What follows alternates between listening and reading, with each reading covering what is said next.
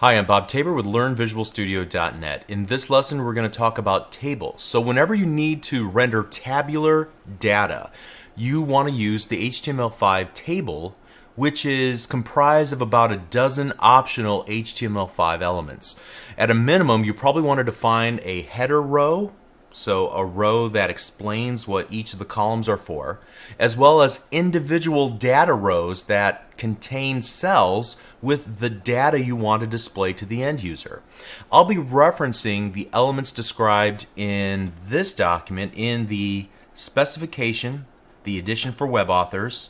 We're going to scroll down, take a look at, and hit Control F to find tabular data.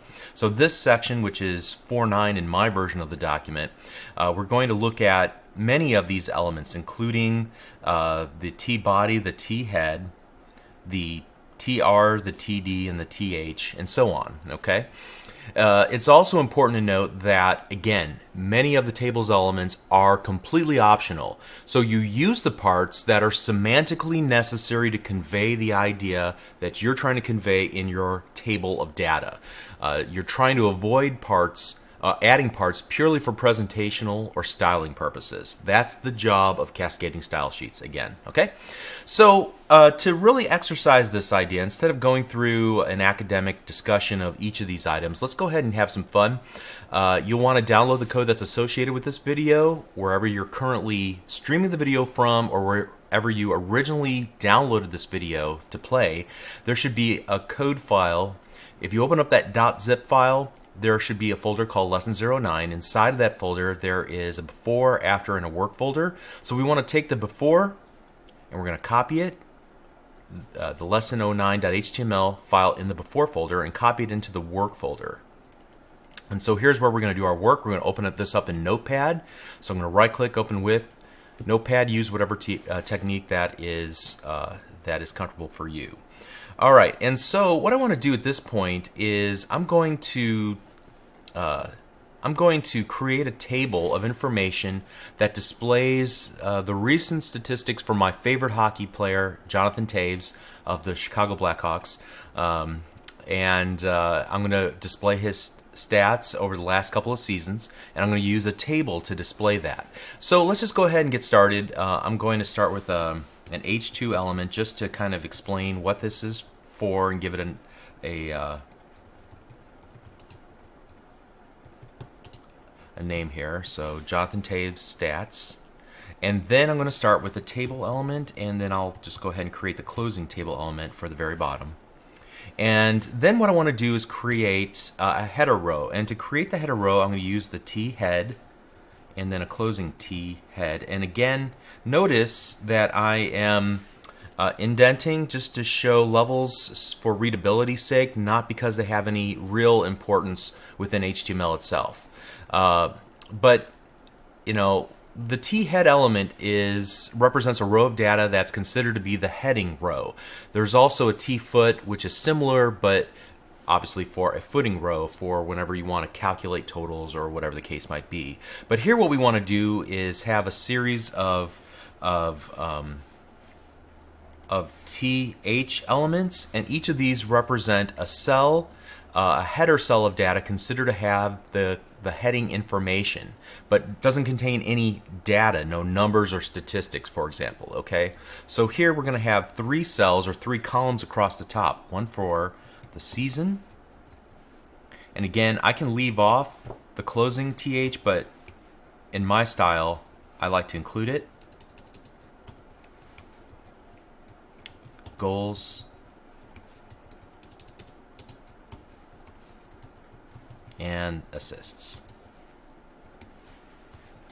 All right, now below the T head we're going to create a T body, and this is where we'll include all of the individual rows of information, the statistics themselves. Okay, and so in the T body we're going to create a series of rows, and you create a row by using the TR or table row element. So opening, closing TR. And then because we want the first column to indicate the season, I'm going to go ahead and use a TH for that as well, which again is a table header. because it does provide some heading information even though it's in the leftmost column. You see this often in when you're working with tables.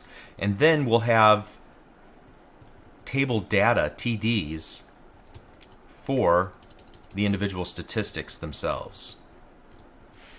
All right, so for example, this season will be the 2009-2010 season. He had 25 goals and then 43 assists. All right, so at this point, we have enough information to see how it's rendered in a web browser. So let's go ahead and open it up, and you can see it's not beautiful, but that's not important right now. We want to convey intent, and so we have our header row, our header cell that includes the season, and then the individual statistics 25 and 43 for goals and assists. Okay, so let's just continue on and flesh this out completely. And I'm going to take the same tact here.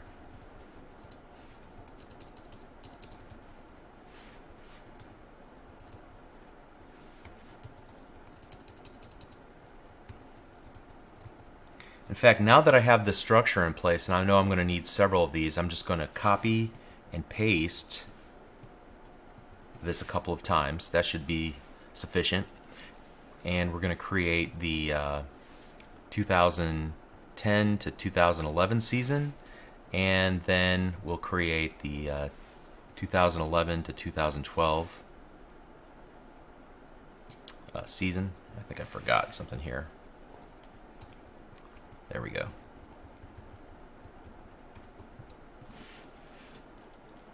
And I guess I don't need this last one.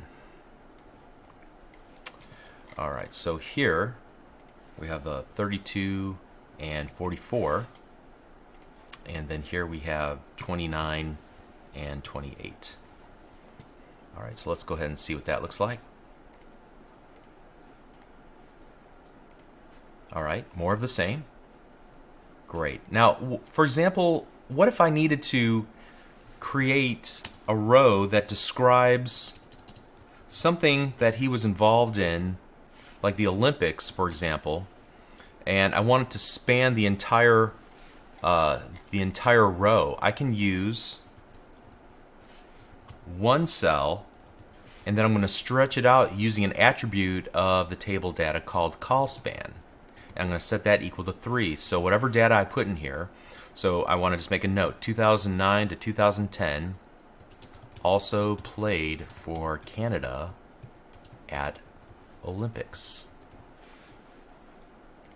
All right, now this might change my formatting of my table a little bit, pushing things out a little bit, but you can see I'm able to create one cell that spans the entire width of the table by using this callSpan.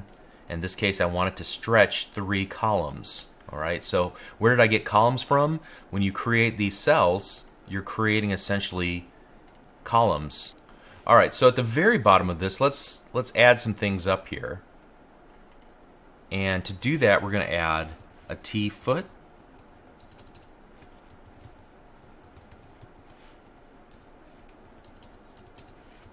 And so we'll create a TR and a closing TR. And then we'll use a header to explain that this row is for the totals. Okay? Again, much of what I'm doing here is optional. It's just a matter of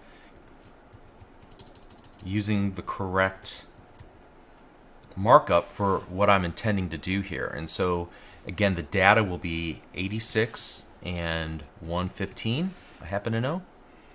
And so what would you expect to see here? Well, an additional row, and it looks nothing different even though it's a footer as opposed to the body, but that's what, again, CSS is for, to style this up and to make it look great. Okay, and I think that's all that I'm going to do for now.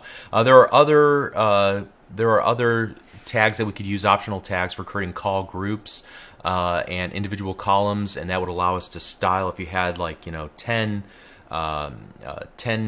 columns represented by your cells here, how many cells you've created. You could create a series of call groups and style them differently so that you can see like a light gray or a white background alternatively for each of the cells or each of the call groups. All right. So one last thing before we conclude this. In this series of lessons, I try to ignore much of the history of HTML.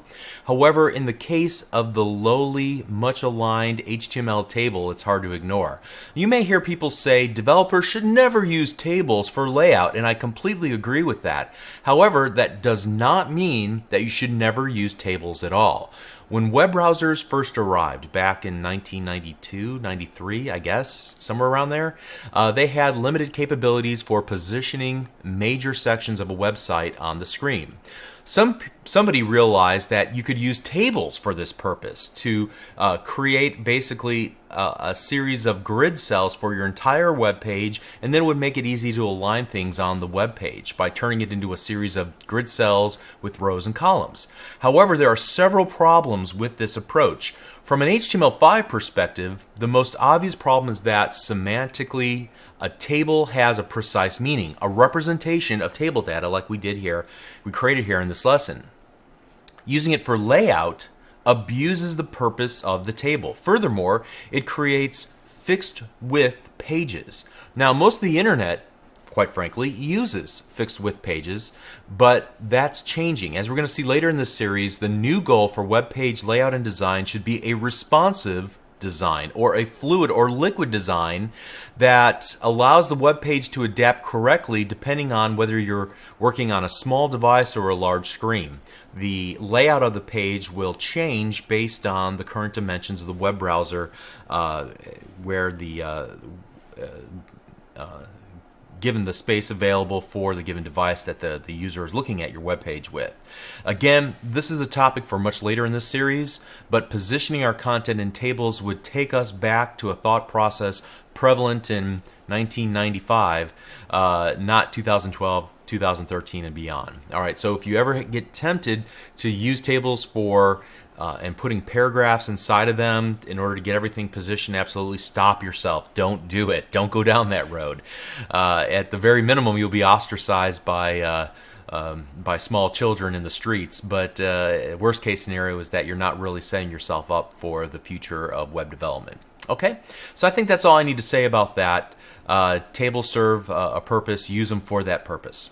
We'll see you in the next video. Thank you.